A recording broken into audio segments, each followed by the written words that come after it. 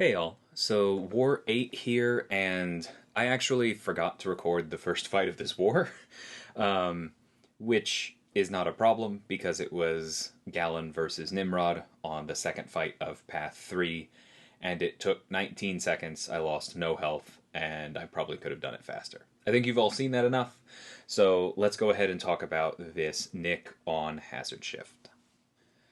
So you will notice that I do have the Stormbreaker pre-fight here. That is not necessary for this fight. Carl's energy resistance is probably enough on its own, even with Despair, that you could mostly ignore the shocks. But I wanted that, we could fit it, and it just makes this that much easier.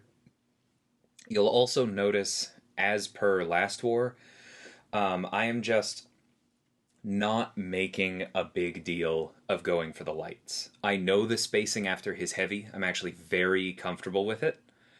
Like I could have double lighted right there and I would have gotten the pause, but it's not my focus. My focus, as with the hazard shift Nick in last war, is on his tactical charges and his power. And that's basically it. I knew that was going to happen at least once. That one actually was not unblockable. But we're going to hit into his block. Reminder that that does give us the pause.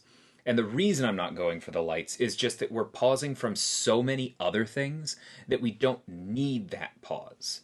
And so it's just one fewer thing, or one fewer things to think about within the fight, because it allows me to focus on my heavy spacing, my special 2, like right there, his stacks, and his power. That's what I meant. I knew I was going to get hit by a special 1 somewhere in here. I was pretty sure the indestructible boost wasn't even going to help because of how many hits it is, but that doesn't matter. Even without the physical resistance from Uru, we know we can tank a couple of those. We also know that we're so on top of our pauses that pretty soon I'm going to refine right here. The reason I didn't on the last one was because I wanted to take the opportunity to push him to 2 bars of power. I'm very glad I did. But we're getting some regen here. We're getting willpower both from the shocks and the disorient throughout this. And again, the focus is just on Nick. We block another full 1 there. Doesn't matter. We got the refine. We locked in our regen. We locked in some damage on him. And we close it out.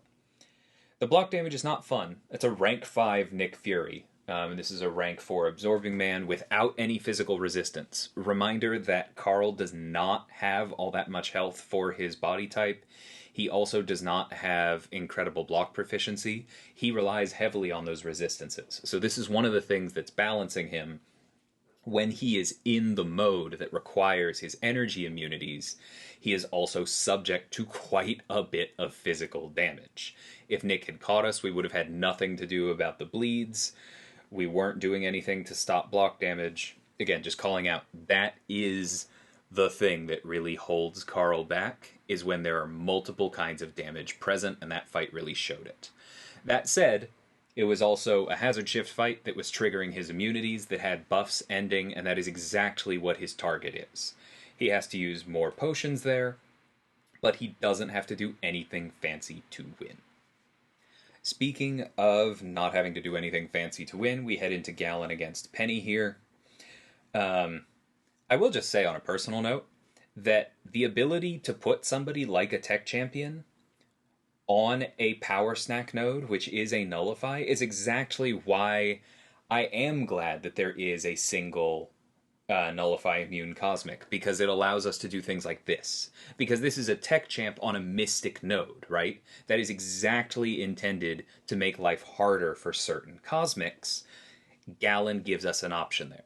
Now, you can argue the exact way that happened might go too far. I'm not really interested in having that discussion right now, but war in particular makes me glad that there is some version of it because of fights like this.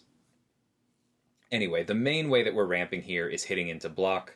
Reminder that Peni, while she has any shield active power locks on block, Galan is immune to that, and therefore gains his resistances. We're just going to wait this out, throw the special, and boom, there we go. Very, very clean, simple fight. It is Galan versus Peni. It's what he was designed to do. So moving on, we're going to go ahead and take this iBomb here. We're going to be using Carl despite the class disadvantage, because he has actual poison immunity, whereas iBomb versus iBomb can stack a bunch of poisons on yourself and trigger acid burn. If you haven't tried it, don't. It's awful. So class disadvantage is going to be our play here. I go back into Uru because, like I talked about, he really depends on his resistances. And even though iBomb does have some physical resistance in his base kit, and even though his Special 2 deals energy damage, and if we pushed him to it, it would definitely hurt on this node with the superior specials, that's the freedom I wanted right there. I wanted the ability to go for a light intercept every once in a while here, take a hit, and not just lose half my health because I didn't have my physical resistance. So I'm immediately gratified by my choice. We're back up to 100%, and we continue on. The other good thing about this matchup is that the poison immunity is not form dependent, right? It is just a function of the synergy, and so while I do not want to lose my forms, because I want to stay refined, I want to build morph charges, I want my resistances, I'm also not really concerned about it here. Because iBomb has strong poisons defensively, but they don't trigger that often, and so we won't be getting nearly as many pauses as we would on Hazard Shift. And that is completely okay. Because all we have to do is line up these heavies and cancel them into specials. Notice that sometimes I do go for the parry heavy into the special. It's only roughly a 45% crit rate when you do that. With his base crit rate and the precision mastery, it's probably about 50%. It's not the 90+% he gets when you do that, an actually heavy counter, but it's still pretty solid. You're still likely to do a really good amount of damage, and I find that worth it rather than fishing for clean heavy counters in certain fights. So highly recommend that. Anyway, got that down. I believe we were still at 100%, and then we head into iBomb versus Tigra. I gotta admit, I am fully expecting to get hit somewhere in here. I throw on the Indestructible. I assume I'm probably going to get caught by either a heavy in the corner or like a single hit of the Special 2. I'm pretty comfortable versus Tigra, but I just know that about myself. iBomb only has this one fight. I'm not really concerned about it. I just need to make sure that it does not happen very often, and so I don't die to it. The other thing that we can, of course, do is that if we block some of his hits, that weakness is going to turn off her unblockable. If I were a better player than I am, you could even be strategic about it. And block hits that she starts in close to you and prevent the unblockable entirely. See right here, there's a weakness. If I had just blocked that, then it actually would have put the weakness on her again, and then the final hit wouldn't have been unblockable, and that would have been much safer. I wouldn't have had any ruptures on me. So that is actually something that I need to remember to do next time, because it would have been a fantastic idea and a great showcase of just how awesome iBomb is. Instead, we saw that I am not perfect. So, noted for the future, but we get acid burn up, and we do a bunch of damage here with the Special 1. Down she goes. iBomb is awesome. Fantastic, fantastic partner for Carl. We move on to Aarkus. We still have our Indestructible boost. We switch back to Magma, because we don't really have to worry about the Cold Snap immunity because we're not going to get armor broken. But what I do worry about with Aarkus is I do not want to take a bunch of damage from blocking his Special 2. So even though his base hits are physical and we don't have a defense against that, I do not want to deal with his Special 2 just chunking me down. See, instead it's better to do that and take almost no damage from it. This is a place where the light interrupts after the heavy are extremely important. I do manage to hit his block there, which is fantastic. I knew I wasn't going to avoid the Special 3. I knew this was going to happen. That's why the invuln is here. That's why I should have remembered it last war, but we'll move on past that. but I still want to hit into his block to make sure that the next special 3 does not come quite as quickly. We're buying ourselves a little bit of time. Now, ideally, I would have heavied before that special 2. It definitely would have done more damage. I just didn't want to risk it. But we got our big vulnerabilities on through the medium, light, medium. We stay in refined. We have another special 3 to tank with the invulnerability boost. Honestly, I think that these boosts probably should only apply to one special 3, and then I would be using something like special 3 defense, or my regen would matter more. It still would be a safe matchup, in my opinion. You just need to be able to tank one of them. And then our energy vulnerability boosted incinerates close it out.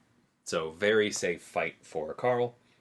And we move on to a rank 5 Hulkling on the Hazard Shift Miniboss. Stun immune, incinerate poison. So we are immune to all the debuffs. We don't have to worry about that. One thing to note is that, like I said earlier, 2 different kinds of damage are his threat. We do not have the physical resistance from Uru that normally makes Carl able to block Hulkling with impunity. Because that pierce gets through block, right? But it doesn't do anything about physical resistance. And so that's normally one of the things Carl does really well for him. We are playing a little bit closer to contactless here because I do not have any answers to that block damage right now.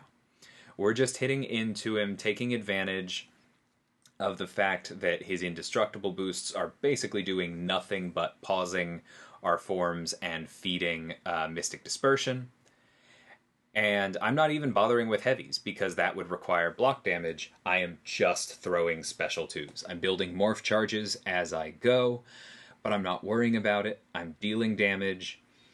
I don't even go for the refine there, because what I'm really focused on is hitting him a bunch, proccing his indestructible buff, getting Mystic Dispersion from it, and moving on to my special 2 yet again right here. So I do get a medium, light, medium in finally. But I just want to call out, it's not the most important thing here. We are just cycling special 2s. Because this is a perfect matchup. This is a hazard shift fight against one of his target defenders. And look, no damage taken. I did really enjoy that. Yeah, enough said. Now let's talk about something else. I have made a major point in this video and in the previous video about stressing how much you do not have to play fancy with Carl if you are using him in fights you should be using him for. That is the goal of using him in war. The fancy stuff, the light intercepts, the interrupts, all of that spacing, that matters more in battlegrounds where your goal is speed and your goal is using him against people he may not directly counter. In war, I think you should almost never go for those fights. However, the counter to this Korg boss that I assigned yesterday was on the team of someone who had family emergencies and was just not around this morning. And so Carl was actually our next best option. He doesn't answer Planetary Endurance well against Korg because he can't safely hit his block very often. This is not a hazard shift fight. Buffs are not ending on a regular basis. We are basically purely running off of the fact that in Magma, we will not be taking his Thorns damage. And that we are taking advantage of his base negative energy resistance, right? We could also go in Uru, and in that case we would be taking less block damage, but we would also be doing less block damage, and a little bit of Thorns would be getting through. There are advantages to both, but I don't really like this matchup either way. It is a textbook case of where you actually do need to do the fancy stuff. Notice I just retaliated against a combo ender with a light attack to get the pause off of his medium. I am going for every time he throws a heavy. This is exactly what I tell people they do not need to be doing in war. It is possible for him, see there I go for an intercept and then wait after he doesn't come in because I don't want him to parry me. It is possible. He is doing well here, but notice how much damage I've taken, and notice how scary it is in those moments where the AI is not playing ball. This is a fight I took because I had to, not because it was a good idea. And so I'm honestly very glad that I have this fight because it shows off a lot of what Carl can do, and it was very fun. But this is peak. Do not try this at home. This is not. This is not smart. All right, but that's the last I'll say during the fight, and we'll go more towards what I'm actually doing, which is because I know I'm not getting rid of his flourish. I'm just pushing him to the special 2 every time. I'm trying to completely ignore the special 1. I'm doing those 2 hits because that doesn't quite take him to a bar. Then I'm going for a light interrupt. And when I go for the light attack, I then follow it up with a full combo, including mediums, that just starts with the light, because that allows me to push him all the way to his special 2. Once I blocked a few more hits and he got up to 9 flourish, that's when I did decide to take the risk of hitting into his block once to remove them, because that didn't quite feel tenable. It felt like maybe I wasn't going to be able to throw my special 2s, and so now we've reset a little bit. I go for an interrupt, that's fine, I don't get it. I'm ready for him to throw the heavy. I do the 2 lights, I get the pause anyway. I get that one right there. I was expecting him to end the combo and I was going to light, but it didn't matter. I still interrupted his basic attack animations. I do my 2 lights and stop there, or I would have been parried. We're basically back to where the flourish is taking him to the special 2. So we bait that out one more time, and here is yet another special 2. And we take him down. But just notice how much harder that was. We got enough morph charges to refine twice, but it wasn't based on Mystic Dispersion, it wasn't based on armor breaks, it was purely me getting those light interrupts for the pauses, so that I had enough time left on my forms that when I threw my specials it eventually added up. And the healing was absolutely necessary to me finishing the fight the way that I did, but it would not have been enough to save me if I started taking combos or eating multiple special 1s. Additionally, if I hadn't been perfectly on top of the special 2 evades and it had clipped me even a little bit, we definitely would have bled out, because that's the threat of his special 2, especially when combined with Opportunist. It's a good counter. It is not a great counter, especially with the stronger version of Planetary Endurance that is in Tier 1. Again, I do not recommend it, but I am glad that I was able to take it. I'm glad I was able to solo it and cover for my teammate. And it is kind of cool to see that Carl can do that.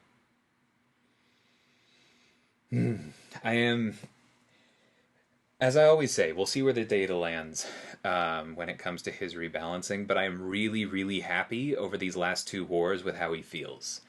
He feels as reliable as Red Hulk, as Kingpin in his target fights, and if you really stretch him, like against that Korg boss, he can do some really cool stuff, but it is not a freebie. Not at all. And I'm very happy with that for the moment. Hope you guys enjoyed this. Hope you guys learned something, or had something confirmed. And until next time, thank you so much for watching, and take care.